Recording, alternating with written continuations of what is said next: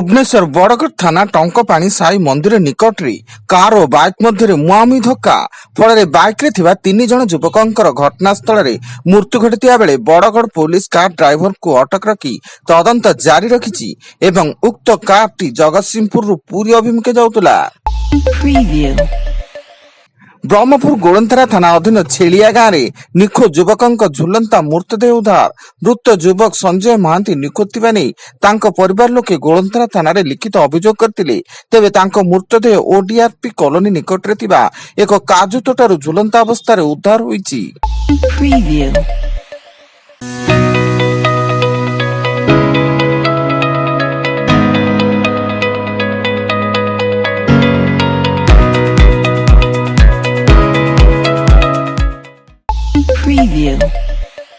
Bhubaneswar 4 number hospital छक निकट रे बारिकेड भांगी जनक घर भितर पशिगला बीएमडब्ल्यू कार टी रेड क्रॉस भवन आड़ आसी द्रुत गति घर आड़क माड़ी जाइथिया बेले घरे थिबा परिवार लोके अल्पके बर्ती दैचंती एवं कार भितर 2 जण युवक निशासक्त अवस्था रे थिबा स्थानीय लोके अभियोग करचंती। 3 दिनिया प्यारिस गस्तरे प्रधानमंत्री नरेंद्र मोदी द्वितीय दिन रे प्यारिस राष्ट्रपति इमानुएल माक्रोनଙ୍କ सह आलोचना करिवे। ଏହା ସହିତ ପ୍ୟାରିସ एआई एक्शन शिखर सम्मेलन रे जोग देबे।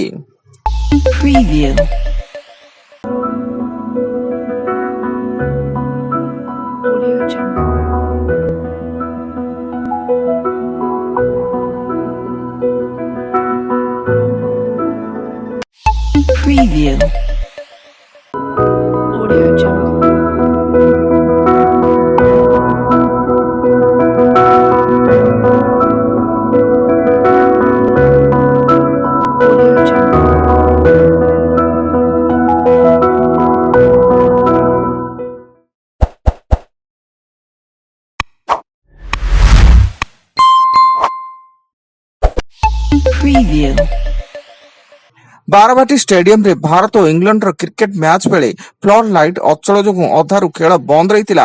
एथिपई ओडिशा समग्र विश्व रे निंदित होईछि। याकु नै विरोधी कांग्रेस बीजेडी सह आम आदमी पार्टी नैतिकता दृष्टिरु क्रीडा मंत्री सूर्यवंशी सूरज तांको पदरु इस्तीफा देबाकू दाबी करिसेंती। ढेंकानाल जिलार विश्व प्रसिद्ध जोरंदा माघ मेला आज आरंभ होईछि। फल आज और आसंता काली माघ पूर्णिमा 2 दिन गादी मंदिर अखंड ज्योति मंदिर समेत समस्त उपासना पीठ रे झाड़ जलिबो एवं जगतर मंगल पाई महिमा सन्यासी माने झाड़ दीप प्रज्वलन करिवे। लाटिन अमेरिकार ग्वाटेमाला सिटी रे एक यात्रीवाही बस भारसाम्य हराई 115 फुट घाटी तलकू खसी पड़िबा फଳରେ 55 जनकर मृत्यु एवं अनेक गुरुतर भावे आहत होइथिया बेले यात्रीवाही बस टी अगस्टिन आकाश बुस्तालाना सहररू ग्वाटेमाला सिटी को जाउथला एवं बस रे मोट 70 जन यात्री थिले।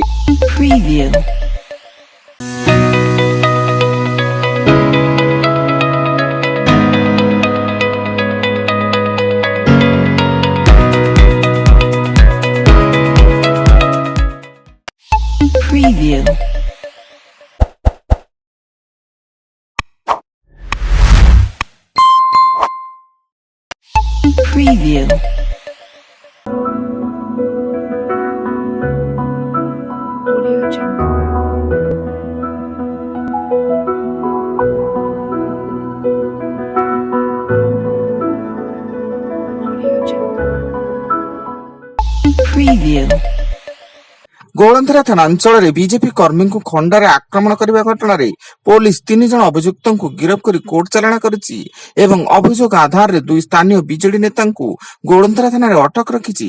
फल 2 बीजेडी नेता थाना रे अटक थिबा नै ब्रह्मपुर पूर्वतन विधायक विक्रम पंडा, जिला परिषद उपाध्यक्ष राजेश्वरी दोरा प्रमुख नेता ब्रह्मपुर एसपी को भेटी सत्य जांच कर पदक्षेप नेबाकू दाबी जणाइछन्ति।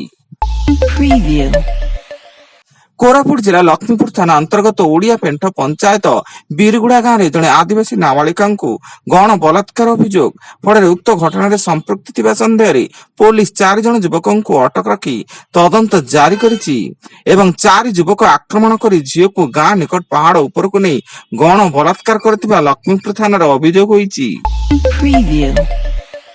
ଏବଂ କଳାହାଣ୍ଡି ଜିଲ୍ଲା କୋକସରା ବ୍ଲକ କାଉଡଳା ଗାଁରେ ଭାଲୁ ଆତଙ୍କ। କାଉଡଳା ସମେତ ସୁନାମାଲ ତଥା ଆଖପାଖ ଅଞ୍ଚଳରେ ଭାଲୁ ବୁଲୁଥିବା ଦେଖିବାକୁ ମିଳିଥିବା ବେଳେ ଲୋକେ ଆତଙ୍କିତ ଅବସ୍ଥାରେ ଅଛନ୍ତି ଏବଂ ଲୋକେ ସକାଳ ଓ ସନ୍ଧ୍ୟା ପରେ ଘରୁ ବାହାରୁ ନାହାନ୍ତି। ଏପରିକି କାଉଡଳା ଗାଁରୁ ଲଡୁ ଗାଁର ବିଭିନ୍ନ ଶିକ୍ଷାନୁଷ୍ଠାନକୁ ଛାତ୍ରଛାତ୍ରୀ ଯାଉନଥିବା ପରିଲକ୍ଷିତ ହୋଇଛି। Preview.